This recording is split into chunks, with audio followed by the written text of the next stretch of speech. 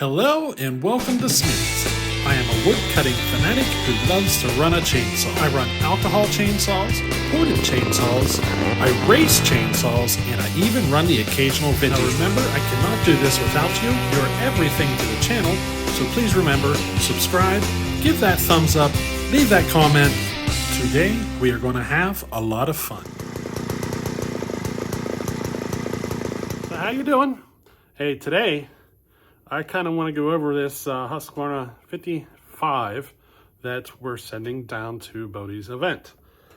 I am going to show you what all the portwork looks like, and I'm going to assemble it, and I'm going to put basically the first cuts in this video. So you're going to kind of get it all on this video, but I'm not releasing this video until his event. So this video is basically getting delayed until the day of his event. And if you're curious to see what other videos I've made on this, go look at the playlist or keep watching, because I'm probably going to make a couple of videos, 2 or 3 at least, on this saw cutting. So, you know, kind of stick around and look at the playlist or whatever to see what's been released on this saw. So let me go ahead and show you what this portwork looks like, and then I'm going to work at getting the saw assembled, and then we'll be able to take it out for a first cut. So yes, I am not going to release this video probably the day after his event, and then you can get to see kind of what all the portwork looks like. You know what I mean? I'm going to give you the numbers, the whole 9 yards. So, alrighty. Alrighty, so there's what she looks like. You can see I JB welded the original impulse. That's just a spot where there wasn't any JB weld. This hole's actually plugged, you know, JB welded clean shut. Now you can kind of see there off the cylinder base how much I actually machined off of it. That little shiny line there.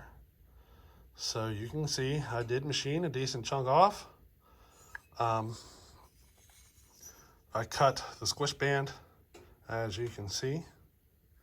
You can look from this side here, you can kind of see what work I did to the exhaust port. How's that? Now, let's go to the interesting side. Here is what the intake and the fingers look like. We kind of put not a big lung effect, but you know, we put a little bit of one in there. And there's our fingers. And if you look closely, I got off a little bit. The finger on the right side is just a little closer to the lung than the one on the left side.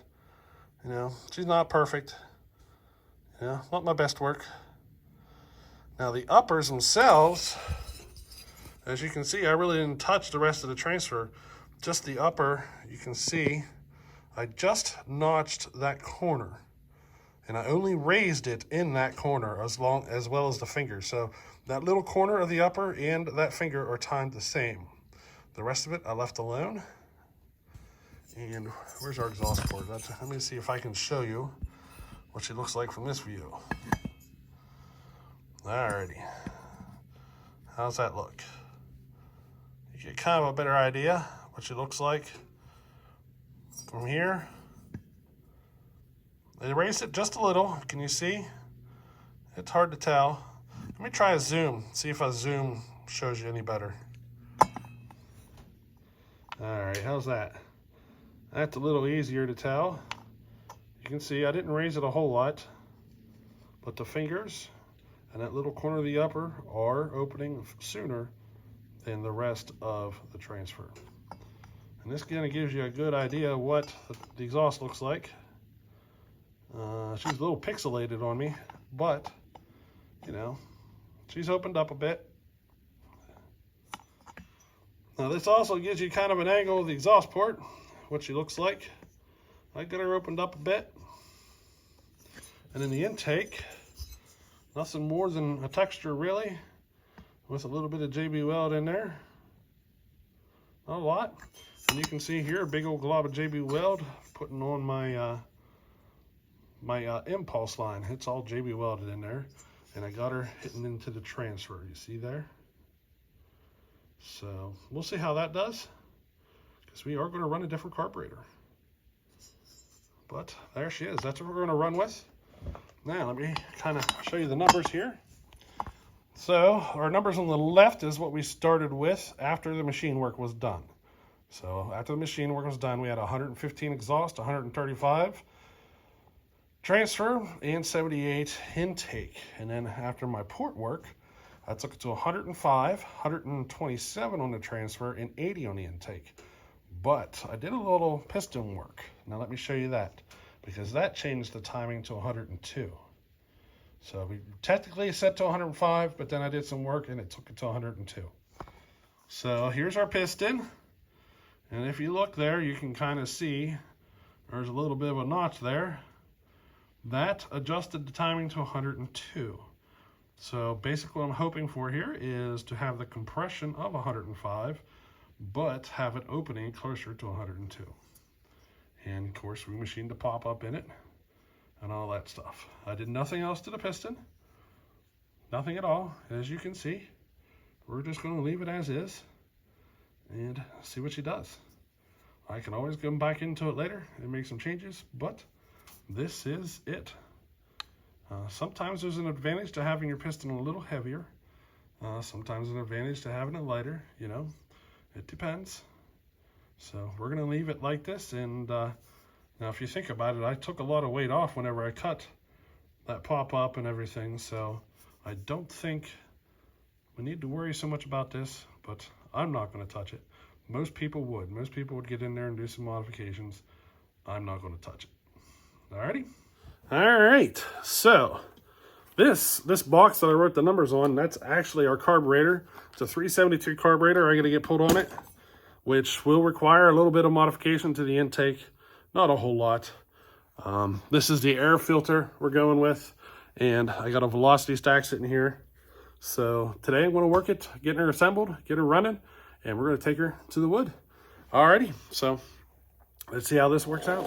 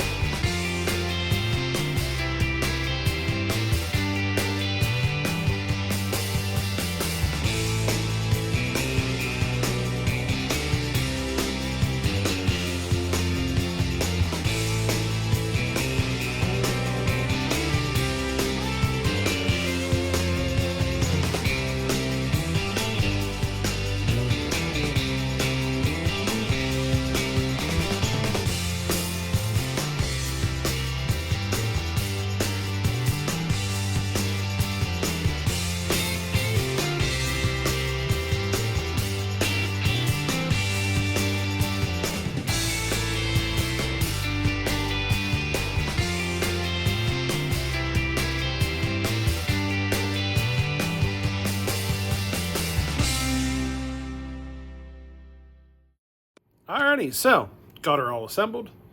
We got a first fire on it, but now we're going to fire it up with the bar and chain. She was showing signs that she might have an air leak, so we'll see.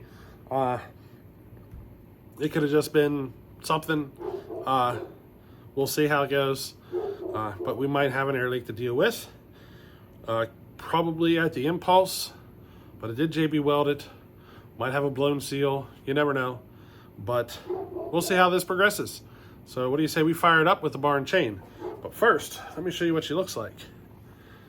I decided to put 2 stickers on this one. So there you go. 55 Rancher.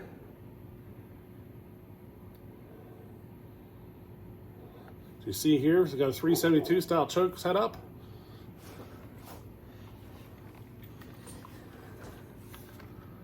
Clutch cover is all gutted. Got a tack mounted, ready to go. So, what do you say? Let's get on with it. Let's fire it up.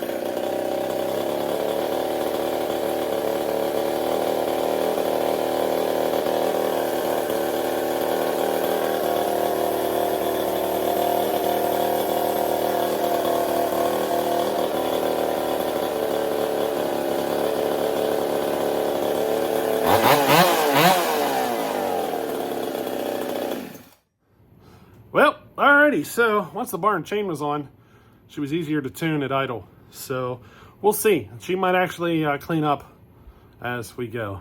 It could have just been, excess oil from my assembly, I oiled the snot out of everything, but we'll see. Hopefully it cleans up. Everything seems to be checking out. With the bar and chain, she is free revving at 13.9 right now. Be curious what happens after it's properly tuned. You never really get an accurate tune until you hit the wood, and you don't know. We have no idea where she's going to end up until we're in the wood. So, yeah, that's going to be next. So let's take it out here and see what happens. Let's give her a try, see what we can get out of it, and decide if we need to go back into it. Alrighty, hopefully she tunes up and behaves. Hopefully, you never know, something might go wrong. She was feeling like there might be an air leak, so we're going to find out here how she behaves.